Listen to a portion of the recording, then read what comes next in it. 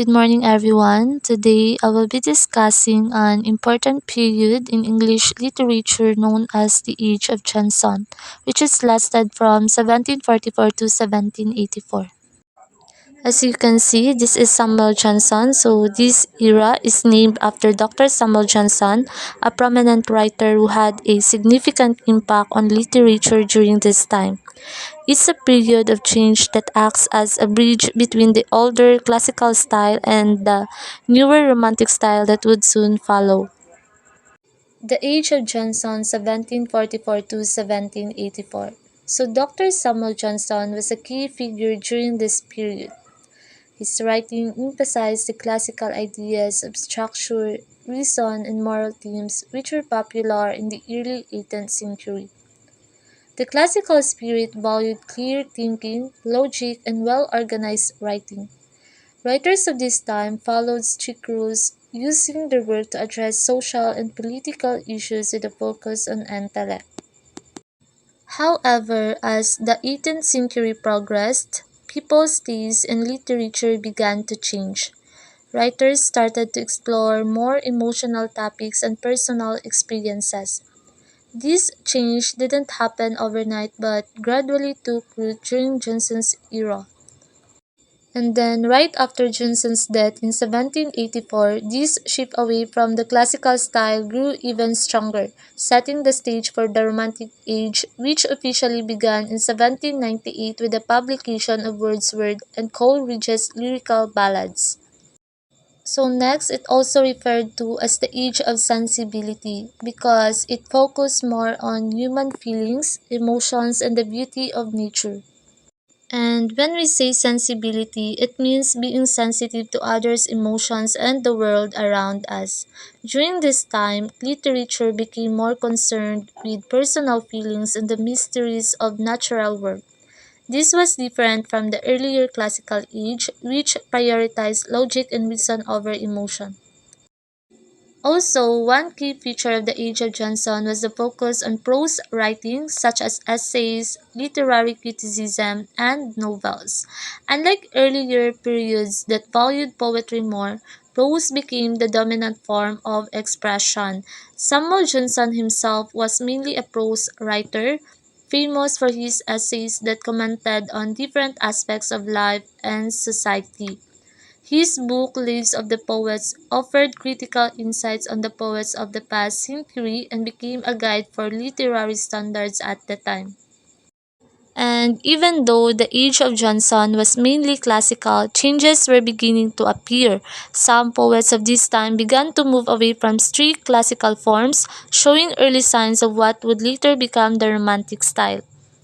And this is why the age of Johnson is often called the age of transition because of the shifting.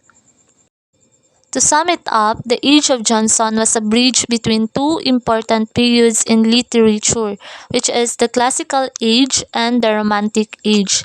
It was a time when the old, strict rules of writing began to loosen, allowing for more emotional and imaginative ways of storytelling.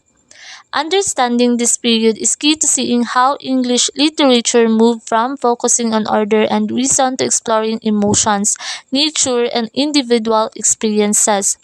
This shift in literary style and focus is what makes the Age of Johnson such an important part of literary history. Famous authors of the Age of Johnson. The author that was assigned to our group is William Blake, but first, let me briefly introduce some of the famous authors during the Age of Johnson. First is James Thomson. James Thomson was a Scottish poet and playwright known for his poems, The Seasons and The Castle of Indolence, and for the lyrics of Rule Britannia. His best verse foreshadowed some of the attitudes of the Romantic movement.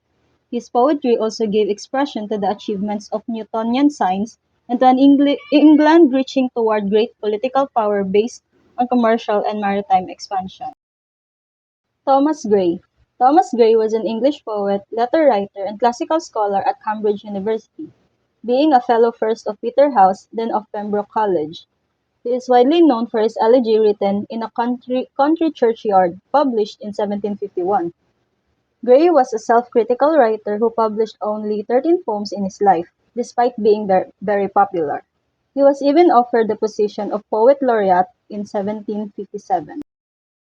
William Collins. William Collins was an English poet, second in influence only to Thomas Gray.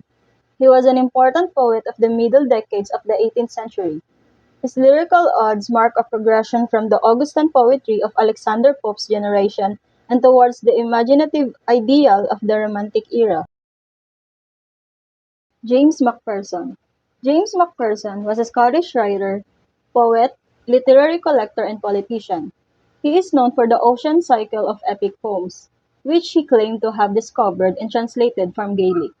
His initiation of the Oceanic controversy has obscured his genuine contributions to Gaelic studies. Robert Burns. Robert Burns, also known as Robbie Burns, was a Scottish poet and lyricist.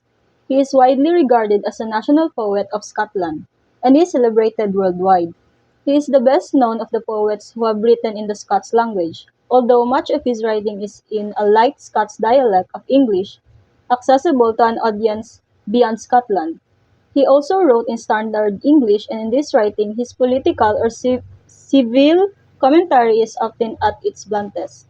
So, do you know that Robert Burns is the original writer of the song Old Lang Syne, which is famous worldwide, and it is the song we usually hear every New Year. William Cowper. William Cowper was an English poet and Anglican hymn writer, one of the most popular poets of his time. Cowper changed the direction of 18th century nature poetry by writing of everyday life and scenes of the English countryside. In many ways, he was one of the forerunners of Romantic poetry. George Crabbe. George Crabbe was not only an English poet but is also a surgeon and a clergyman. He is best known for his early use of the realistic narrative form and his descriptions of middle and working class life and people. And lastly will be the author that was assigned to us, which is William Blake, and it will be discussed by my co-reporter. Thank you. William Blake. William Blake was born on November 28, 1757, was an English engraver, artist, poet, and visionary, painter, and printmaker. Blake is one of the greatest artists and literary geniuses of the 18th and 19th centuries. William Blake was always attracted in art. Blake has become a seminal figure in the history of the poetry and visual art of the Romantic age because of his expressiveness and creativity, and for the philosophical and mystical undercurrents within his work. William Blake is best known for his collection of Songs of Innocence and Songs of Experience, which contains many famous short lyric poems. Blake is also well known for combining his poetry with visual images, usually engravings or etching that he created himself. Main themes of Blake poetry. Blake's poetry explores several key themes including criticism of social institutions, criticized industrialization, religion, government, prisons, and other institutions of power. Another key theme in Blake's poetry is the exploration of spirituality, which Blake had a very idiosyncratic view of. Idiosyncratic means having strange or unusual habits, way of behaving. That's why he was considered mad. Mad during his time. Blake developed a personal mythology and characters and wrote about them in his poetry as a way of exploring ideas about good and evil, spiritual connection to the world, and the nature of the divine. Although he was not very much recognized during his time, but he turned out to be famous when he died. Become known. His work became known. William Blake always used his imagination to express the innermost emotions of the human race in his poetry. The poem A Poison Tree is one of the most wonderful and appreciated works of William Blake. His poetry, A Poison Tree, forces you to look deep down inside your own self. It makes you ask a question to yourself. You often forgive your friends. Would you ever forgive an enemy? A Poison Tree was published in the year 1794 in his collection of Songs of Experience, which talk about various emotions of human. This poetry is an important part of Song of Experience, which was followed up to Song of Innocence, published in the year 1789. A Poison Tree was individually published in the London University Magazine in the year 1830. Christian Forbearance, original title of A Poison Tree. The name was later changed to give a better idea of what the poem was all about.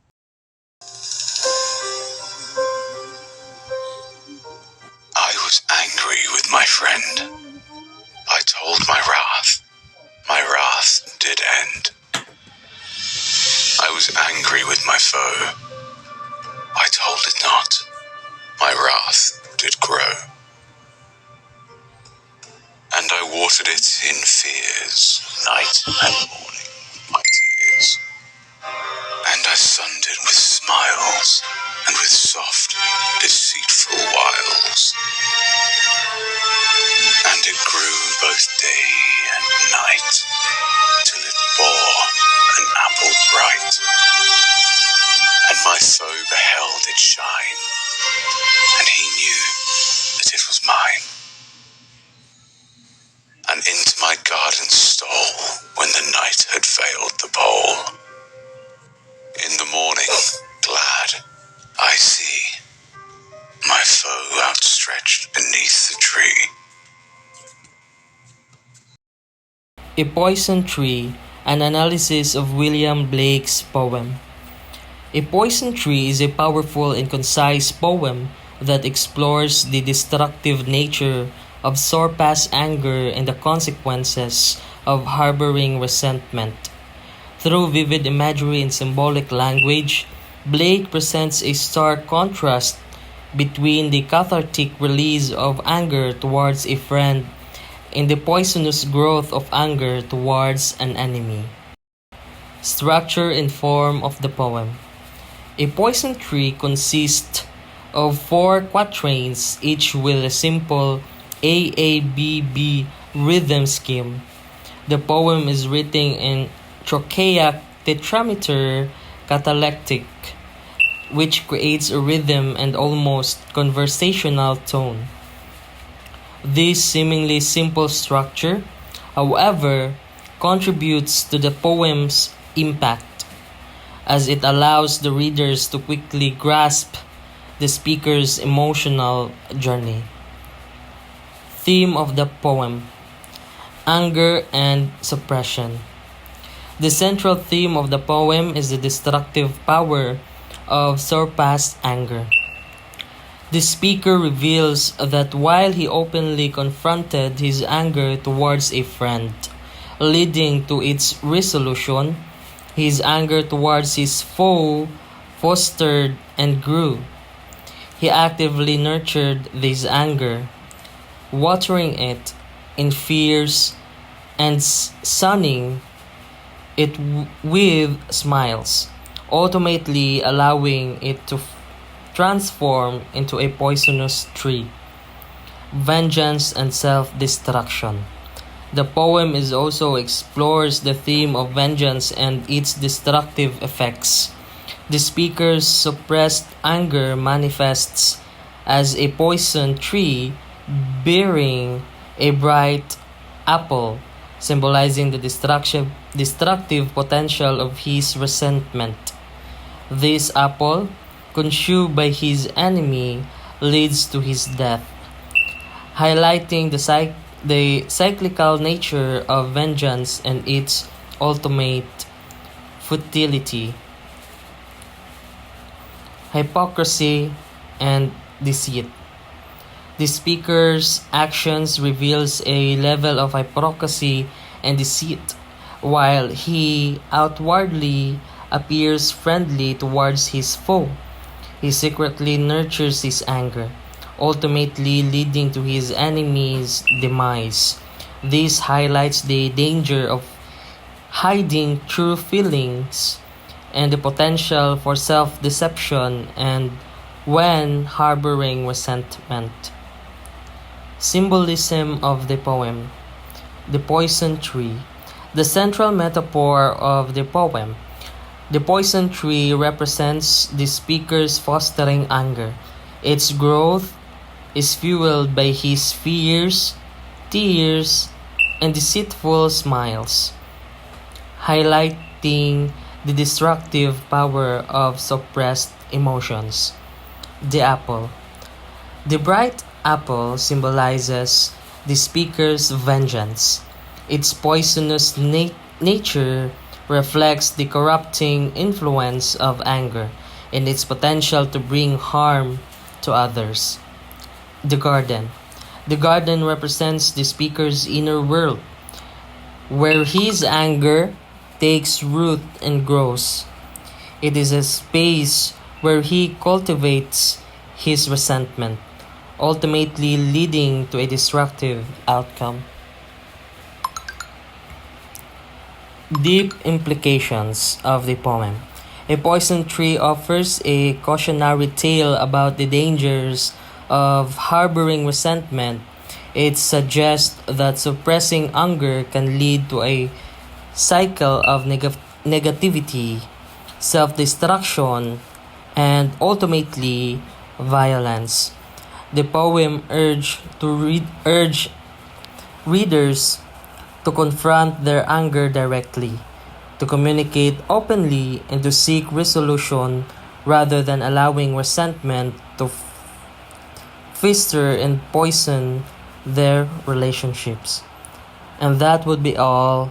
Thank you for listening and have a great day.